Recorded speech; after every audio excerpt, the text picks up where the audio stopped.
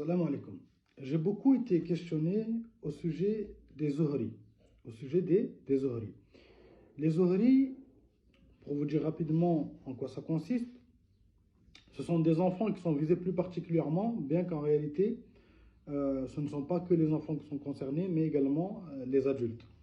Ce sont des personnes qui, d'après la légende, ont certaines caractéristiques, que ce soit des caractéristiques physiques ou psychologiques. Parmi les caractéristiques, pour les reconnaître, selon ceux qui croient à cela, eh bien, on a plusieurs choses, principalement le trait de la main qui serait droit et qui commencerait du début et qui finirait jusqu'au bout de la main, qui serait tout droit. Alors là, ça serait une personne qui est zohri. Ou avoir un œil d'une couleur et un autre œil d'une autre couleur. Là, ça serait une personne qui serait zohri. Ou vous savez, les spirales qu'on peut avoir au niveau des cheveux ici, eh bien, le fait d'en avoir deux, ça serait un enfant qui serait zohri. Le fait d'avoir les yeux, on peut dire reptiliens, bien que c'est une maladie en réalité, eh bien, ça serait des enfants zohri. Certaines personnes considèrent comme zohri les personnes albinos. Également, les TDAH, les personnes qui sont diagnostiquées TDAH, eh bien, pour certains, ils vont les considérer comme zohri. Et à la kulli hal, on peut voir énormément de vidéos aujourd'hui, que ce soit sur YouTube, sur TikTok ou autre, de personnes parlant des zohri, en affirmant des choses dont Allah subhanahu wa ta'ala n'a donné aucune preuve. Des choses qui ne sont tirées ni du Coran, ni de la Sunna. Et on peut même trouver certaines de ces personnes dire, Wallah al-Musta'an, qu'ils connaissent cela de leur propre expérience. Et en réalité, toutes les informations qu'ils vont prendre des zohri, eh bien, elles leur sont tirées soit des sorciers, soit des djinns, des shayatines lors de ruqya, ou soit de croyances chiites, polythéistes, ou soit de croyances tirées de l'astrologie, Wallahu al-Musta'an. Et on peut trouver beaucoup de légendes concernant les zohri. Bon, principalement, dans certains pays, ils vont chasser, les sorciers et autres vont chasser des enfants qui ont ces caractéristiques pour essayer de trouver des trésors qui seraient protégés par des djinns, par des shayatines. Et les sorciers les convoitent également pour certains rituels et pour des sacrifices. Wallahu al-Musta'an. Certains vont donner des dons à ces personnes-là. Ils vont dire que c'est des personnes qui sont mi-hommes, mi-djinn. Ils vont dire que c'est des personnes qui peuvent se soigner eux-mêmes et extraire des djinns qui potentiellement les posséderaient.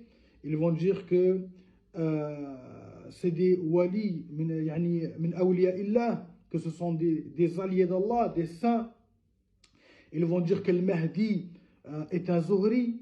Ils vont dire que l'armée du Mahdi sera composée essentiellement de zohri, et beaucoup de fausses croyances qui ne sont tirées ni du Coran, ni de la Sunna, et malheureusement, beaucoup d'informations qui relèvent en réalité de l'invisible. Et seul Allah Azza wa Jal connaît l'invisible. Et personne ne peut attester de choses qui viennent de l'invisible sans une preuve ni du Coran, ni de la Sunna. D'autres vont dire que si le zohri devient un raqi, il deviendra un raqi très puissant. Wallahu al-Musta'an. D'autres diront que si le zohri est touché par un mal occulte, alors il lui faut une ruqya spéciale. Une ruqya spéciale qui n'est pas la même que pour le reste des gens, subhanallah al-azim. Comment peuvent-ils affirmer tout cela? Subhanallah. Alors que le prophète alayhi salatu wasalam lui-même, lorsqu'il se faisait ruqya, eh bien il se faisait une ruqya de la même manière que pour le reste des croyants. Et s'il y avait une personne qui pouvait s'enlever lui-même le mal, ça aurait été le messager d'Allah, qui est la meilleure des créatures. Et même lui a eu besoin de se soigner lorsqu'il était malade. Certains vont dire que les zohri tirent qu'ils sont appelés zohri parce qu'ils tirent leur énergie de la planète Zahra, qui est la planète Vénus. Et que donc la planète Vénus leur enverrait une certaine énergie. C'est clair, c'est clairement une croyance tirée de l'astrologie, qui est contraire à notre religion. Qui est du polythéisme. D'autres vont dire que ils descendent de la fille du messager d'Allah, alayhi salatu wassalam, Fatima. Et ils disent que Fatima Zahra, vous savez, Fatima, certains lui ont donné ce nom-là de Fatima Zahra, pour dire que Zahra, celle qui est resplendissante, illuminée. Mais les chiites, certains chiites lui donnent des pouvoirs, des dons. Et eux, ils vont dire que les Zuhri descendent en réalité de Fatima Zahra et qu'ils ont pu profiter de certains de ces dons. Allah al-Musta'an. C'est une croyance contraire à l'islam. D'autres vont dire que ce sont des enfants chanceux. Chanceux, ça vient du azhar, comme on dit au Maghreb. Hein? Et que donc ce sont des enfants chanceux. Et que donc ils ont certains dons. Tout cela ne repose sur aucun fondement, ni du Coran, ni de la Sunna. Et malheureusement, on peut voir aujourd'hui énormément de propagande quant à cela. Et surtout, sur TikTok, de personnes qui sont en réalité de la secte de Al-Karkariya. Al-Karkariya est une secte soufie extrême, polythéiste, qui adore et qui vénère leur shir qui est toujours vivant, qui s'appelle Fawzi Al-Karkari. Et vous pouvez les voir habillés avec des tuniques de multiples couleurs, Wallah al-Musta'an.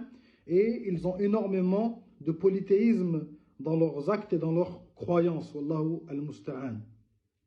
Et donc, si vous voyez des gens prétendre que vous êtes un Zuhri, que vous avez des dons, ou bien que lui-même est un Zuhri et qu'il peut vous faire une ruqya spécialement, qui est spéciale parce qu'il est un Zuhri, ou bien parce que vous êtes un Zuhri, qu'il va vous faire une ruqya ruhaniya, une ruqya quantique, toutes ces choses-là, fuyez-le,